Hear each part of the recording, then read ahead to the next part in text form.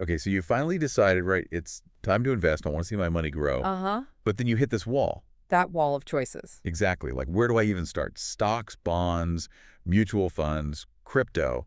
Suddenly, it's like, I need a degree in finance. Yeah, investing shouldn't have to feel like that. Right. Nobody's got time for that. Yeah, So that's where index funds come in, I think. definitely. This whole deep dive is going to be about breaking down index funds. Demystifying them. Exactly. Whether you're just getting started in traditional markets, Yeah. Or dipping your toes into the crypto world. Mm-hmm. Think of it this way. Instead of trying to pick every single stock like you're at a farmer's market, Right, you're not picking individual tomatoes. you're getting a pre-made basket. Yeah, it's already curated. You're getting a little bit of everything for a So balanced, yeah, exactly, a balanced taste. So let's break it down, like what exactly are index funds? So an index fund is basically a type of investment that tracks a specific market index. Okay. So think of it like a benchmark, like the S&P 500. Okay. That represents, the top 500 U.S. companies. Hmm. So an index fund that tracks the S&P 500, it's basically holding a mini version of that index. So if Apple, let's say, is 5% of the S&P 500, Okay. then that means the index fund Yes, will hold 5% of its assets in Apple stock. exactly. You're mirroring the recipe, as you said. I like that, the recipe analogy. Yeah. Okay, so recipe followed.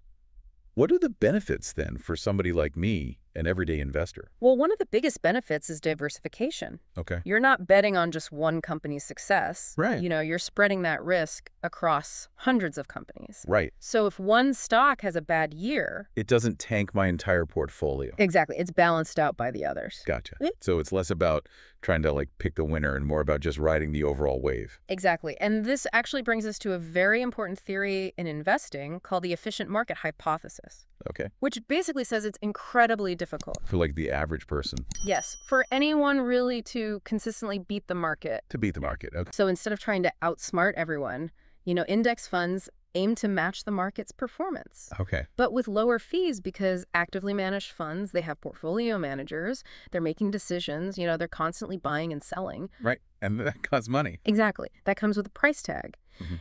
Index funds, on the other hand, they're more passive, so they have much lower costs. Okay, so two benefits already. We've got diversification and lower costs. And I'm guessing this lower cost thing really adds up over time. Oh, absolutely, because that expense ratio, which is the annual fee that you pay, Mm-hmm. it can make a huge difference in your returns over the long run. Even like a small percentage difference in fees can mean thousands of dollars saved over decades. Wow. Yeah. That's No. definitely not something you want to ignore. Then what about performance? Are we talking steady growth, or is it more like a roller coaster? Think more like a reliable train than a roller coaster. Index funds aren't really designed for quick gains. It's about consistency, long-term growth. Aiming to match the market's returns minus those low fees that we talked about. So not for those looking to get rich quick. Exactly.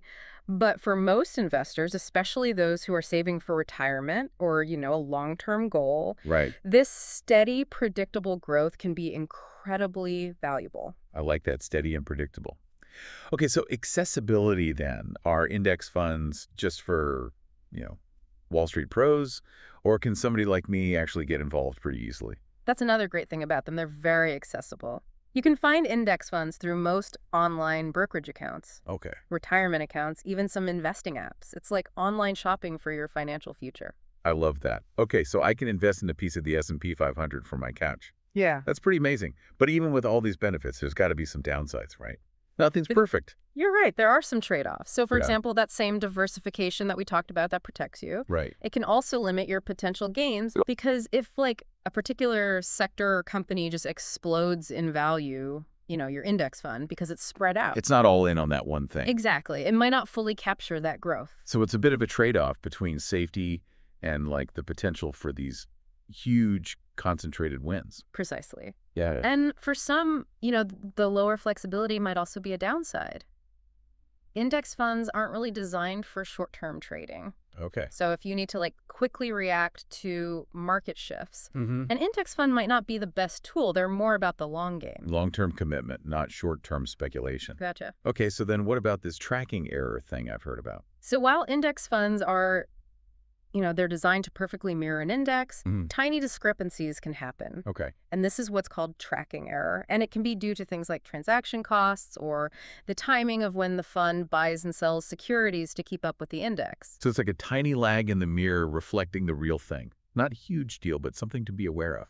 Exactly. Usually it's minimal and it shouldn't drastically impact your returns. But let's shift gears a little bit. Okay. Let's talk about something that might surprise you.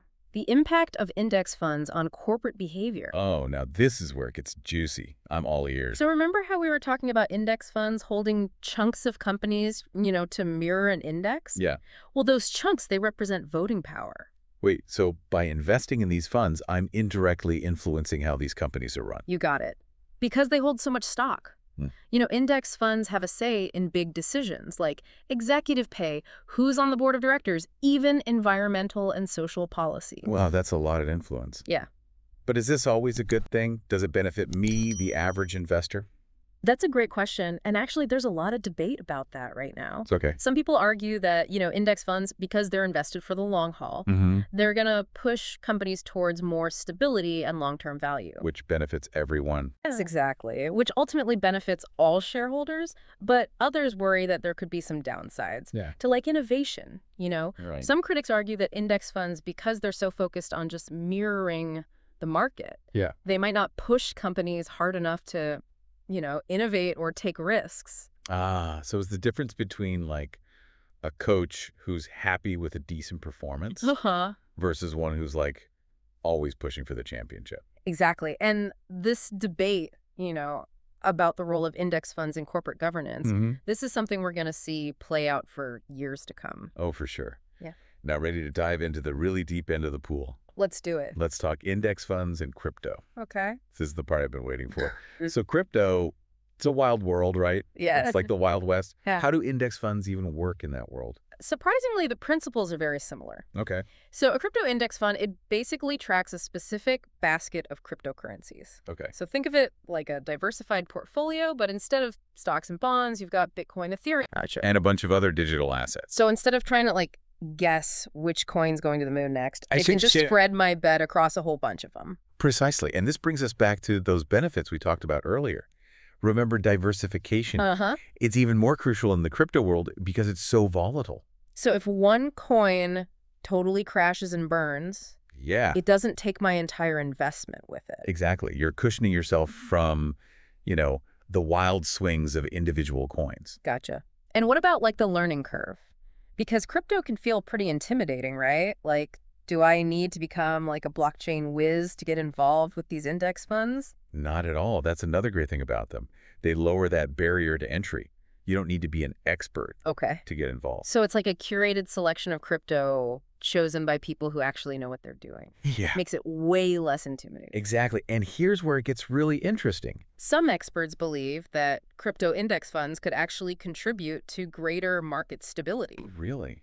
Crypto and stability in the same sentence? Yeah. I never thought I'd hear that. How? So think about it as more institutional investors, Okay. like pension funds, big investment firms. Right. The big players. Exactly. As they enter the crypto space through these index funds, Yeah. they bring a different kind of energy. It's not like the, pump and dump crowd. They're in it for the They're in it for the long haul. The long term, exactly.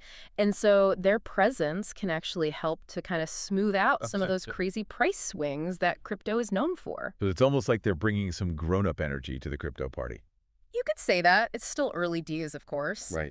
But many people believe that, this institutional investment through index funds could really play a significant role in maturing the crypto market. It's fascinating to think about how something as straightforward as an index fund can have these ripple effects, in both traditional finance and this crazy world of crypto. Absolutely. And that brings us to, the key question for our listener. What does this all mean? Right. We've gone through a lot. Yeah. The basics, the benefits, the potential downsides. Even the impact on companies in the crypto market. Exactly. But how do you connect all of this to your own financial journey? That's the million-dollar question. What's the takeaway for someone who's listened to all this and they're like, okay, what now?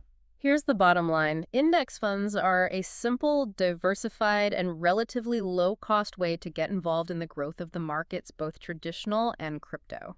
Yes. They're not about getting rich quick. Right. It's about building wealth steadily over time. It's the marathon, not the sprint. Let that power of compounding work its magic. Exactly. And by understanding, how they work, the potential benefits they offer, you can make informed decisions about your own investment strategy. And maybe even play a small part in shaping the future of finance, All right. both centralized and decentralized, as we've been talking about. Yeah. It's a very exciting thought, isn't it? It is. That through our individual investment choices, Yeah. we can kind of collectively contribute to a more stable, efficient, and accessible financial system. Absolutely. Well, that brings us to the end of our deep dive into the world of index funds. Yeah. But before we wrap up completely, we want to leave you with something to ponder, a question that kind of takes all of this a step further. We've been talking about how these index funds are really kind of shaking things up, both in like the traditional markets and this crazy new world of crypto. Right. From influencing, corporate behavior to potentially even like smoothing out some of that crypto volatility. So here's the big question we wanted to kind of leave you with. Okay.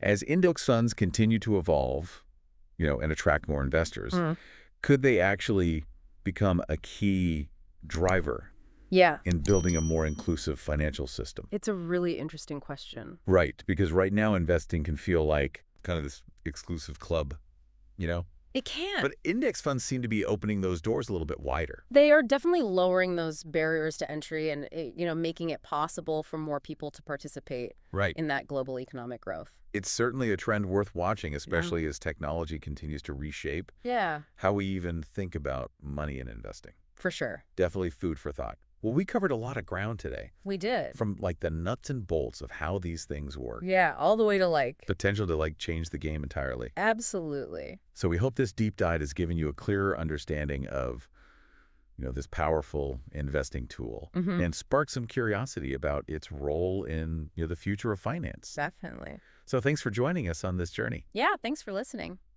We'll see you next time, ready to dive into another fascinating topic. Until then, keep learning. Keep exploring. And keep those brains buzzing.